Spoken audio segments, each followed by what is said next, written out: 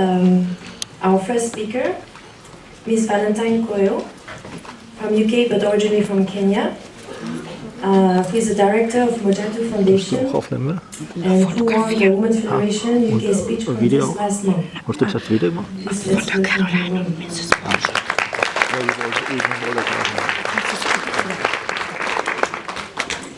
Thank you very much.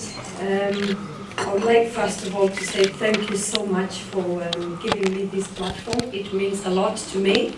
And may I first thank Milty, who is the president of WFWP in the UK, and the team for preparing the speech contest. And just to give you a little background, it was a context to write a speech on women making a difference. And a couple of people forwarded me that information, and I was like, that sounds interesting. But what it actually reminded me was my own personal journey. I remember the little Valentine in the village that grew up being told she will never become anybody. The little Valentine who was told, you know, you cannot go to school because you're a woman. So I decided not to look at the famous women. They are important because they've inspired me. I decided to name my speech, Women Making a Difference. This is my story. I am Valentine Nkoyo, and I grew up in a small Maasai village called Tok. My father had 2 wives, and I have 3 half-brothers, 6 half-sisters, and 2 older sisters, and 2 younger brothers. As a young girl, growing up in such a big polygamous family was not easy, because my father didn't have a lot of wealth to educate all of us or to be able to feed all of us. And obviously, girls lost because boys were more important than girls. And my parents concentrated on farming, but sometimes during dry seasons, there was no food for us. And I remember the many times we went to bed without food. And my little brothers would cry all night, just hoping that they'll be alive the following morning. Being a woman, my mother couldn't own any property because everything was controlled by my father, and she needed to get permission to be able to sell property. And what she resorted in doing so that she could keep us in school is to sell illegal brew. And that was illegal in Kenya. And sometimes the police would come, and the little money she has made, they'll take it away, because they would tell her to choose either to go to prison or to give them the money.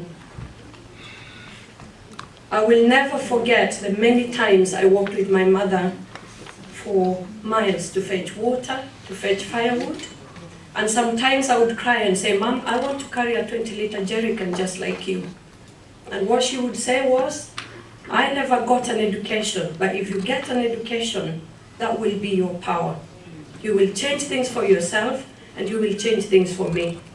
And I remember her saying, one time, I know you'll build a tank and bring water so that I can just be going outside and get the water rather than walking miles. I lost so many years during my education because I would be thrown out of school because I didn't have uniform, I didn't have proper clothes, and school fees. And sometimes the school fees would be an equivalent of about £5. And all those times I lost at home, I would be put under pressure to get married because most of the girls in my community would be married over the age of 11, 12, or 13. But that is not the journey I wanted to choose. I wanted something better. I wanted to see how we could actually escape poverty because it's so painful to experience poverty. It affects you both physically, emotionally, and psychologically.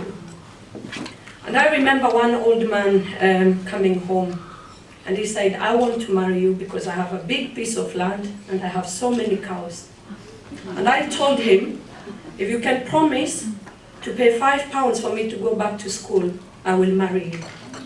And he said no, and I said, I don't want to ever see you again. I still talk to him. So So for me, the thought of being married off at the age of 14 absolutely scared me. And one time when I was thrown out of school, I spent months at home. And the biggest problem was I could not speak to my father directly as a teenage girl. I had to speak to my father through my mother.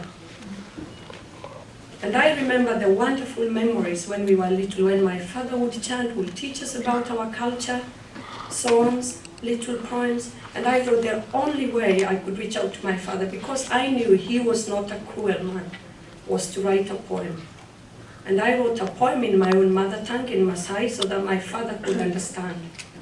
And I went to him and said, Father, I want you to listen to me.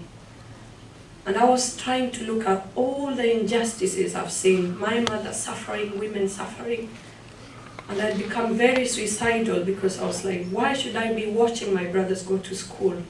When as they go to school, I go in the opposite direction to fetch firewood, to do manual jobs in people's farms, just to bring some money home.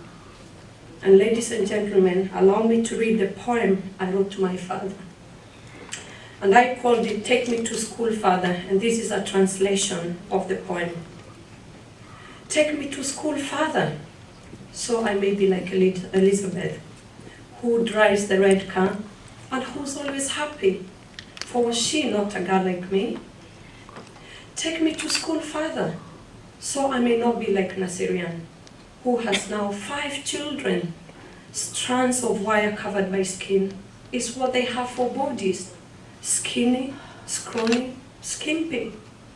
With teary eyes, they gaze at their mother, who has nothing to offer.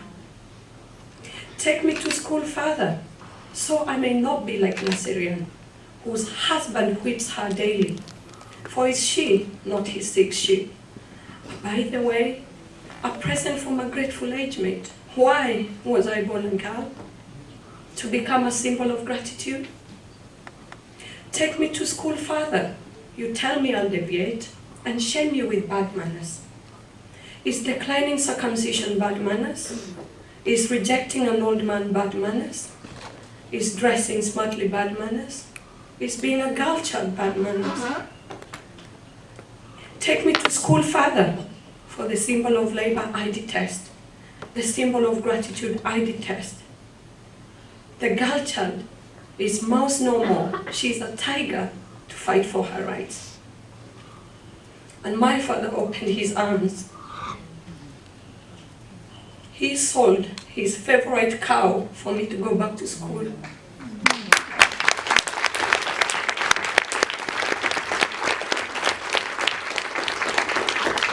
That was the first time and the last I saw my father cry.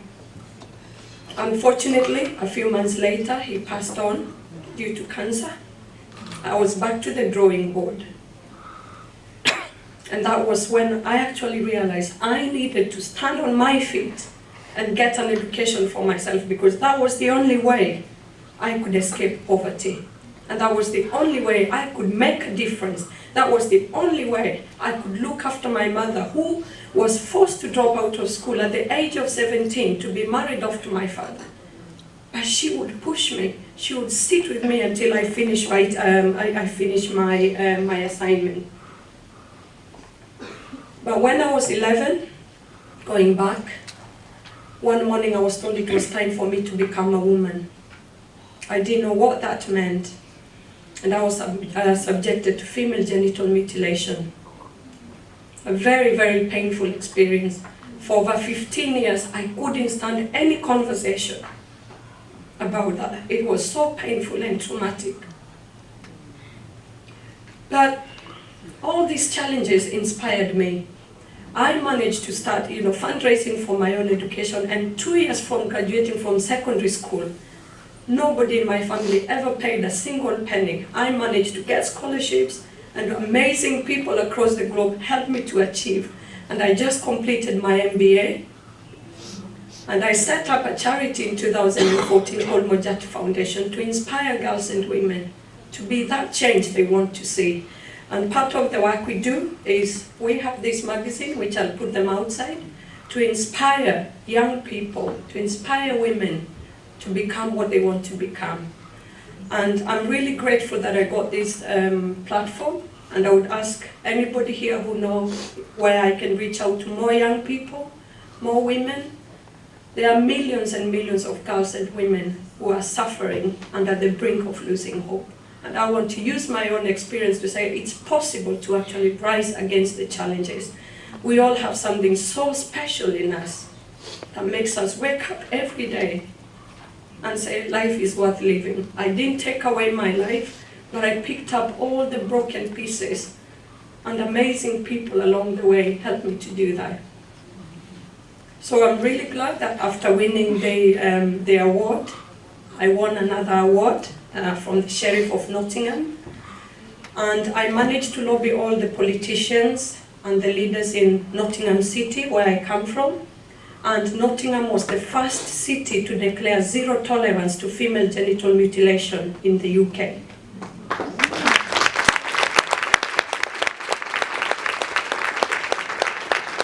That happened last month, and now we've got more than 15 cities that have approached me to go and support them to go through the process. And we are creating a movement. And I want more platforms to be able to share this and to be able to reach out more.